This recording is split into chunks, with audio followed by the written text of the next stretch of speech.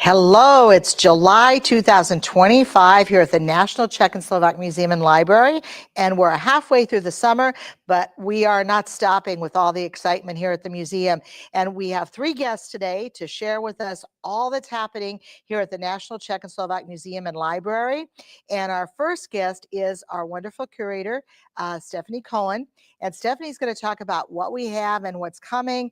And I tell you, it is amazing. So what's on deck and what's coming?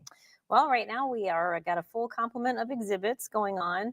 We just opened our Spotlight on Slovakia exhibit a few weeks ago, and that's a really great exhibit that highlights all of our Slovak collections. Well, I shouldn't say all of it because, of course, we never can fit everything we own in any one exhibit. But we took kind of the best and our favorite things from the Slovak portions of our collections and put them on display in Spotlight on Slovakia, and that's a really interesting exhibit. We kind of run from Modra pottery to musical instruments and the story of Stefanik, and we have a lot of folk dress on display. And the highlight of the exhibit, I would say, is our replica Chichmani house. So Chichmani village is a place in Slovakia that has these wonderful wooden houses that have these symbols painted along the side. And there's the same kind of symbols that appear on the folk dress of Chichmani. Mm-hmm. And they have meanings, each one. Some of them are fertility symbols or good luck symbols.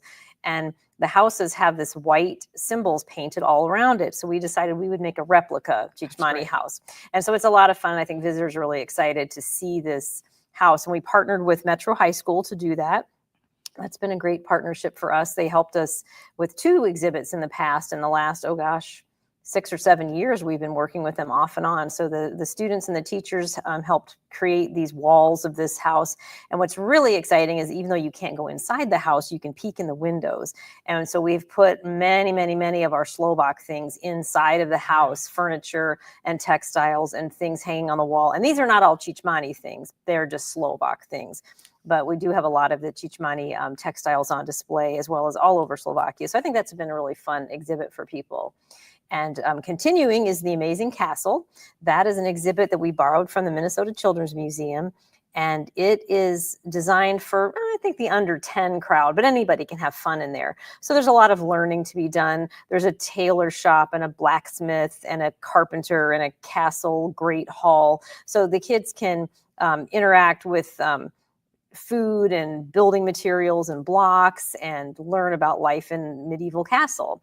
And we thought that would be a good fit for us because there are, as you know, a lot of castles in Moravia and Slovakia and Bohemia. So we're kind of excited to highlight the castles. Well, that's great because, also the highest per capita number of castles in the world is Slovakia. It's amazing. And then close behind is the Czech Republic. Yep. So, and Moravia. So that's a great compliment. And congratulations on that Chichmani house, because for people that can't make it to Slovakia, they can actually see what's a real historical icon in Slovakia. Well, a representative of it. Yeah. Yeah, that's great. It is. It's just something that we built ourselves, and our collections manager, Tricia Bender, stayed late many nights painting those symbols on the side of the house. So we're really excited about it. And the exhibit's up till February, the Slovak exhibit. So there's plenty of time to see it. Whereas the Amazing Castle will end, I think it's September 7th. So shortly after Labor Day, that will be going away to some other venue. And then replacing the Amazing Castle will be an exhibit of sculpture. And this is a person that you know pretty well in Slovakia, Jana and Stan. And they are sculpt in mostly metal, but also wood. And so we're going to have a really wonderful exhibit of their work. And I'm not really sure how often their work has been displayed in the United States. Not all that often. To my knowledge, only twice in Florida, both in Florida. Well, this is great then for us because it's going to be something we don't often get is big metal sculptures. And it's really wonderful work. And I know Jana has done some important sculpting for the Woman of the Year award in Slovakia. She does the Woman of the Year and the Women of the Year in the EU also. Yeah, so she's pretty well known. So we're excited to have that opening, and that opens in early October. So we'll probably let you know more about that in a future episode, I would say. And look at our webpage, ncsml.org, right? And then actually upcoming really soon here on August 1st, we're going to open up an exhibit called Color and Art, A Contemporary Vision.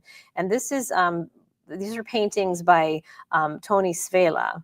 You tell me if I said that right. You said it beautifully, Tony Svela. Yeah, so he's he's a professor or a former professor and has a big body of artwork himself. And so we're going to have some selections of that in our Anderson Gallery. So that will be on August 1st, and that'll go through the end of the year. So, and on August 1st, we're going to have a big reception. So everyone is invited here at 4 o'clock on August 1st, because it's also Tony's birthday. So we're going to celebrate his birthday. And this is his first major sort of exhibit in the National Museum. And he has a number of works in DC, and many people have purchased his works. And so we're very grateful to have Tony, and his wife Yana will be joining him. Yeah, so that'll be nice. It'll be in the Anderson Gallery. And then here in the library, in the Scala Bartosal Library, right now we have the Romo photo project on display, which is wonderful photographs of Romani in Slovakia. But we will be replacing that with some, in September, we should have some banners that talk about country music in communist Czechoslovakia. And this is kind of a teaser for it's a teaser for a temporary exhibit that we'll have next year in one of our galleries with a lot of artifacts and multimedia, recordings and video and costumes that people would wear with this influence of American country music in communist Czechoslovakia. But here in September, here in the library, we'll have some panels that are kind of a taste of what's to come. And that will become part of our traveling exhibit program. That's great. Yeah. And I think a lot of people don't realize that during communist times, country and Western music survived. Ironically, a lot of other music was banned, but that survived. So that'll be an important exhibit. And I really like what you've done, Stephanie, with Tricia, in terms of bringing the Czech story, the Slovak story, because there are still people that think it's Czechoslovakia. Yeah. And so you're really showing us that there are two countries that love each other, are complementary, and their cultures some are shared, some are different. But I think, and then you have two other exhibits, one of a glass exhibit in our Anderson Gallery. Yeah, that's going to end July 20th. So It's don't have much time to see it. That is really a significant studio glass from, it's from Czechoslovakia in the sense that a lot of it is from before the country split is during the communist times. And that's a pretty significant collection for us because we really don't have a lot of studio art glass and sculpture in our collection. It's a really important part of the art history of the former Czechoslovakia. And so we're really excited to have it. But yeah, unfortunately, its run is going to end soon. We always have to say goodbye to things. They are ours. They were donated by a very generous collector in Florida who decided to give the pieces of his collection that were Czech to us. So now we own them. So they'll be on display again. I mean, they'll come out again. They're just too pretty to not display a lot. They're stunning. Yeah. And then you have an exhibit in the hallway by our museum store. And tell us about that. Well, it's from the Maastricht Museum in the Czech Republic, and it's a panel exhibit, and it's about Maastricht and his family, and it's told through memoirs and diary entries and letters. So it's kind of about the family by the family. So it'll be one of his children will have written about their mother, Maastricht's wife. And so it'll be the quotes kind of from the people. They all knew each other the best because they grew up in a very, very loving and obviously intellectually stimulating household if it's the Maastrichts. So it's a really interesting take on a historical figure. It's just more like the family and the man and the people behind him as he rose to all this prominence. Yeah, well, that's great. And everyone should know about Thomas Garik Masaryk because he is very important in not only for we Czechs and Slovaks, but also for the world because he was a great promoter of freedom and democracy. Yeah. Definitely. So, well, Stephanie, you have a great program lined up. Congratulations. Thanks. And we invite all of you. Today, this happened and it wasn't staged. I went out to get some lunch. And as I'm coming back, a mother or a grandmother with two children is walking out and they're walking out together. And the grandmother said, well, how'd you like it? I'm just listening. And the kid said, there was so much neat stuff there. Oh, good. And so these were probably, I would say, 7 and 9 year olds. But and she's the grandmother said, well, yeah, it really was a great experience, wasn't it? So nice. That was a great way to compliment you on all your good work. And we invite all of you to come. If you're passing through Iowa, come through Iowa. We're not Idaho. We're not Utah. People get us mixed up. We are the state of Iowa, the epicenter for the National Czech and Slovak Museum and Library.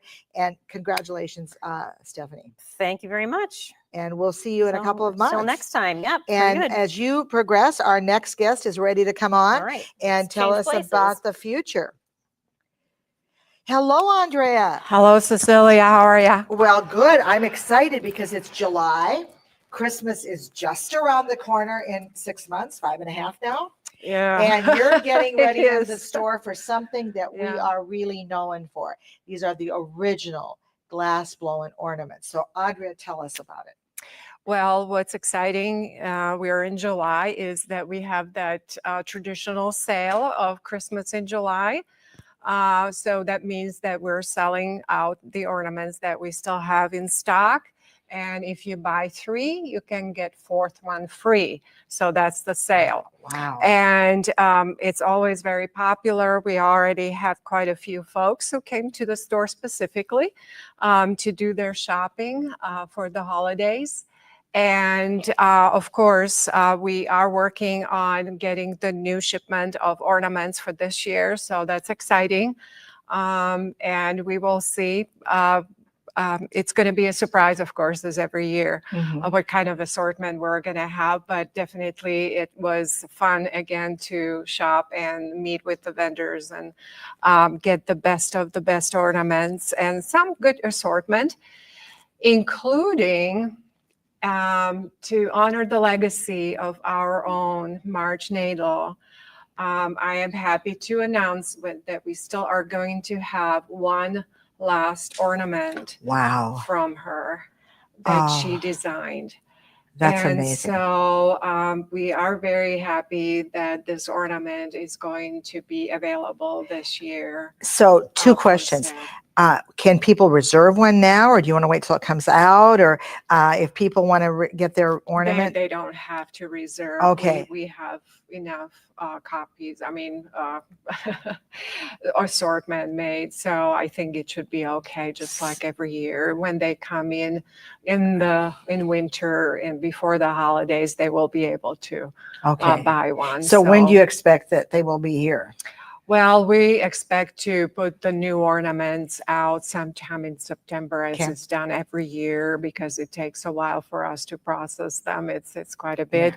But yes, they're going to be available for sale. And how long is this wonderful sale? I mean, these are just exquisite. This is my sale, favorite. This just one's, as look it at that. It's says. purple and it's all, isn't that with pearls? It's just exquisite. Yeah, It's just yeah. amazing. And so, how long is the sale going to be? Well, the sale, as it says, it's a Christmas in July. So we have started on July 1st, and the sale is going to go all the way through July 31st. Oh, So, wow. and the sale is going on both in the store and then also online in our online store, which is the store.ncsml.org. Okay. And so they So- can pick out or tell you which ones they want, or how do they know? Yeah. I mean, people just need to, pick whatever 4 ornaments they would like, and then the one that is the value, the least value, and then or equal value of one of the other ornaments, and that's the one that gets ring up as free ornament. Wow, that's And amazing. same principle applies online when they shop. Amazing. Unfortunately, no other discounts are not available Sure. with this, because this is a pretty special sale. So, And one of the things that I'm always impressed with is the fact that these are all handmade. yes, And absolutely. it's a dying art, less and less of them. And Yeah, it's really difficult because there are a lot of skilled people who have been making these ornaments, of course, are aging out in the industry. And it's amazing how many hands these ornaments go through. And we do have a small video that we're showing in the store. It's a clip that kind of rolls around, but it's amazing to see many customers to stop by and they start looking at that and they're like, oh my gosh, I didn't know that many people are actually working on it. And I'm like, yes, this is really an art, piece that goes through many hands, starting with blowing the actual glass until it's the little piece on top for hanging is put on them and then packaged. So, they're very special. Well, they're pieces of art. And yes, they are. And I remember And each one is slightly different. Right. They make them, with the same same design and everything, but each one is unique in its own way. And they're because collectors. You know, I remember growing up, we only had ornaments made in Czechoslovakia that we only on our tree. And when you would Right. break one, it was like, oh, almost tearful because, you know, it would drop and break. But you always had. And so I do know, and I encourage people, Mhm. this is a beautiful tradition to start for your Of children course, and your yeah. grandchildren to Mhm. always give them a Christmas ornament Yes. because it, again, is something very special. And we will be again personalizing the ornaments. Okay, good. So we found someone who agreed to personalize the ornaments for us, and they have done a nice job so far. So that's I great. think folks will be pleased with that, because I know it's a big tradition for a lot of families when they come to us, and they would like, you know, their children to have their special year and Right. names on the ornaments. So we will be able to do that for them. So I'm very happy about that. That's wonderful. We are excited. We'll be looking forward to that. But just one more reminder, the sale ends July 31st. Yep. And you It now does. you buy 3 and you get 1 free, which is Yes. great. And you can do as many buy 3 and get 1 free as you want, right? Exactly. So exactly. it isn't just a Yeah, one you time. can multiply, or, you know, if you're a member, and if you buy an odd number of ornaments, for example, 6, we will give you sale on the other ornaments Oh, that are you're outside wonderful. of the Okay. sale. Yep. Okay, well, So thank you and good luck. And we will say, you're so and very again, can welcome. we just kind of show the audience, aren't these amazing? Yeah. It's like it's a piece of picture of art. Yes, yes, Okay. it is. Well, Thank you thank you. so much, Thank you, Cecilia, for Andrea. letting me And we'll share see you this. in a few months. Yep. Thank Okay, you so thank much. you. And we will look forward to everyone in our store.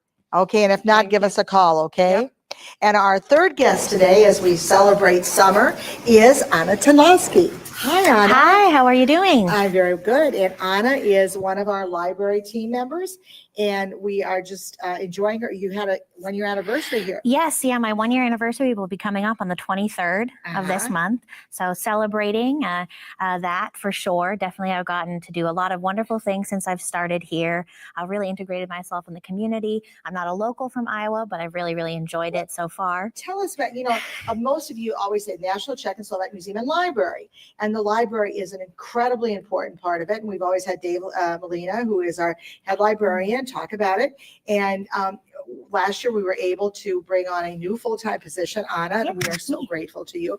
So tell us about yourself. Yeah, absolutely. So I'm originally from Rhode Island, so far flung, but I did my graduate studies at University of Michigan. I did my first master's in international and regional studies, specializing in Russian, Eastern European, and Eurasian studies. And I followed that up with a second master's in information, specializing in librarianship and archiving.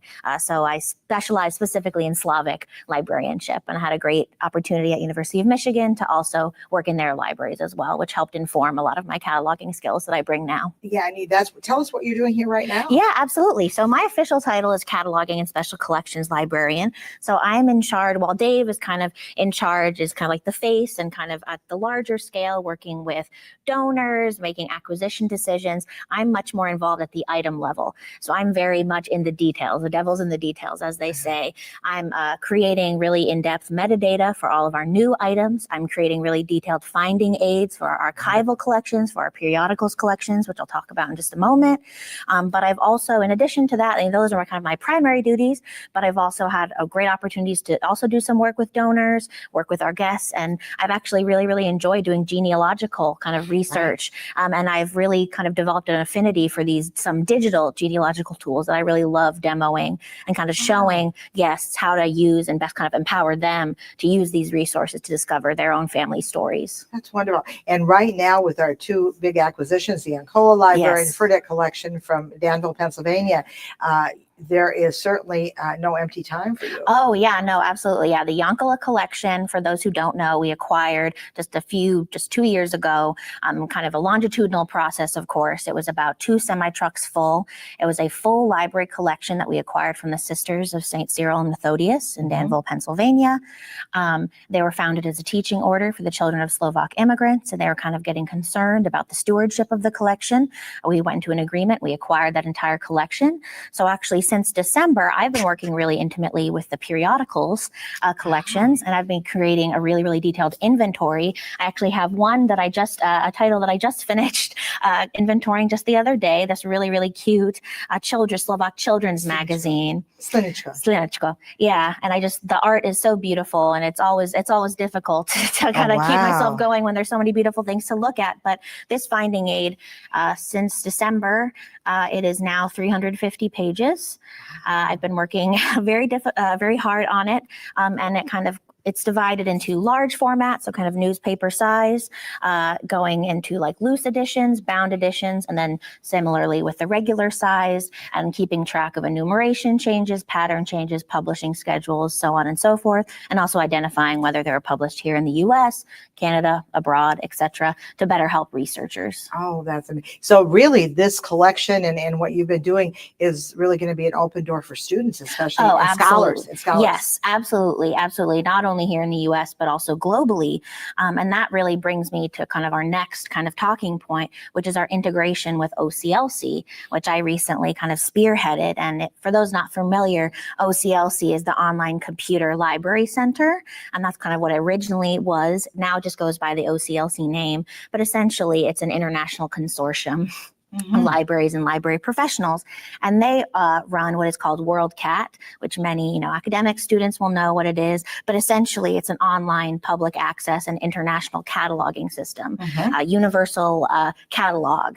And prior to the flood, we were integrated on OCLC, but because of all the devastation that was caused by the flood, that kind of had to be reassessed. We had to reassess our collections, what was too damaged to continue, so on and so forth. But now we're fully reintegrated on the OCLC catalog. So we are globally viewable. All of our collections, all of our unique holdings are now viewable. So prior, if anyone didn't know what the NCSML was, they wouldn't necessarily know that we had these things. Now, kind of we're getting attention from other people. Just the other day, we had an interlibrary loan request from someone who saw one of our items that only us and the National Library in the Czech Republic have. Oh, wow, and that's great. And she was doing some genealogical research, and so we shipped that off. So that's just one kind of recent benefit of that, is kind of getting our name out there, getting those specific materials out there, which are very rare. Yeah, well, congratulations. That's a big step for the future as you expand that and make it more available to a lot of other people. And then tell us about a month ago, we received something that's quite special from a gentleman in Florida. The John Micah. Oh, yes, absolutely. The John Micah collection, and a fantastic collection of rare items. Former Congressman John Micah, he came and generously donated his own personal collection of rare books, many religious, some not, that he had acquired from a rare bookseller in Bratislava. And so I have already kind of created citation records for them, and kind of a next step is kind of sequestering them in a special place in our closed storage, of course, because these are rare items. They need to be protected when it comes to environmental, and things like that. And then that will be called the Congressman John L. Micah Collection. That's wonderful. Well, John, Representative Micah is a member of our board. Yes. And I've seen this collection before in his home. And I think he was not only wise, but it's a wonderful tribute to him and his wife, Pat, that they donated it because future generations can use it. Absolutely. And I think some of the books date back to the 1500s. The earliest book is from 1643, but many of them, just looking at using WorldCat to kind of see, how many copies of these items there are, sometimes only one or two. Really? 3 or 4. So now we have these extremely rare items, and many of them are in really, really excellent condition. They've been really well preserved, including the original bindings and leather work, which is really exciting. That's amazing. Well, that's really the library is growing. We're going to need more space pretty soon. Absolutely. Yeah. With the Oncola collection and the Micah collection now, we're kind of getting maxed out on space. So kind of that's next steps, is kind of looking towards the future. Right. Well, Anna, are there any other updates? So this has really been a great update of what's been happening, what just recently happening, and what do you see the future? Well, I see in the future, I mean, definitely, I have really been trying to dedicate my time to kind of the creation of these finding aids, because Good. we have what we like to call in the library world hidden collections, or collections that maybe people don't know about. Well, when we create a finding aid that is fully accessible and people can see everything that's in that collection, they're more likely to use it, and it's more likely to be helpful in their research. So that's one of the things that I would really like to focus on going forward. And as well as my in my role as special collections librarian, also creating a specific rare books collection that are just our collections, beside not including the Micah collection, that would be a standalone, but just kind of the rare books that we already have, creating a kind of section for that as well. That's wonderful. That's wonderful. Well, we're really grateful that you have this incredible background and ability to reach out to the world almost. And Oh, well, yeah. And I mean, we're global. I mean, just this past June, I believe our students from Pulaski University who were here working on one of those finding aids that I mentioned, they were working on the finding aid. They spoke with you, and we had a great experience with them. And that's just one example of our international collaboration. They had a wonderful time. They were really instrumental in kind of creating this really, really robust finding aid. And we got to do a lot of cultural exchange as well, which was really. And I can tell you that I met with their president, and we're going to have some more students, I think. Excellent. So that's great. So wonderful. Hopefully that, and the library has become such a rich learning environment now, even more so. So thank you, Anna. Yeah, Any final words? Well, thank you so much for joining us. Excited to celebrate my 1 year, and I'm just grateful to have this opportunity, super excited, and looking forward to everything that NCSML has to offer for the rest of the year. And you and Dave are here Tuesday through Saturday. Yes, Tuesday through Saturday, 9:30 to 4. And so people can come, or they can email you from you online. Can email us, librarian, if you just librarian@ncsml.org. It'll go to both me and Dave. We can get your requests if you have any questions about in the catalog, questions about genealogy resources, anything like that, feel free to email us. Well, that's wonderful. Anna, thank you. Thanks for all the good work you're doing, and congratulations. And the future looks really bright. Absolutely. So just in a minute, we're going to wrap up now with this July section of Coffee and Kolache, or Kava and Kolache, as our sign says. But I want to highlight a couple of things that are coming up very soon. So on July 31st, we are going to have a Cymbalin concert, and a cymbal concert featuring Matu Chip and his group of string players, we'll say. But it's going to be a very special concert on the evening of the 31st. Check it out on our webpage, because the proceeds will go to help the Czech flood victims in the devastating flood in Texas. As you know, we had, as you mentioned, a flood here in 2008. So we're fully aware of that. So we've been working with our colleagues in Texas. So that symbol. And so please come and let's show our support, because we became bigger and better and stronger after the flood, but it was a hardship. And so we want to help others as well, and with their devastating loss. So that's on the 31st of July in the evening, and it'll be an after party, after event to help raise funds for the victims in Texas. And then the last week of July, we are going to teach cymbal. So if you want it, you can be online or in person. So check it out on our website. We are going to be actually teaching cymbal lessons. And it's going to be a new experience, online and in person, for people who want to come here. And the cost is no charge except for the paddles and the teaching materials. So check it out on our website. And then, of course, we go into September, and September 19th and 20th are two big days. Brunost on the 19th, and 20th, the big concert with Jiří Janeš. And so, and he's an opera singer from the Czech Republic. So we have the 19th, the Brunost, which is the biggest one-day beer and food festival in the state of Iowa. And so mark the 19th and 20th as days that you want to really come and enjoy our wonderful environment here at the National Czech and Slovak Museum and Library. And as I always say, you don't need to be Czech or Slovak. Exactly. We want to learn our cultures together, and there's so many similarities between Germans and Austrians and even Irish, and I have a friend who's doing research on the similarities between Mexican music and the polka. Yes, because I've heard about that as well. So we are in closing. We at the National Czech and Slovak Museum are really not only the National Museum, but we are a center where people come together of all backgrounds, of all sort of nationalities, where we celebrate who we are. So see you next month in August, and we'll see you first, though, on July 31st at our benefit concert for Texas. Okay, bye.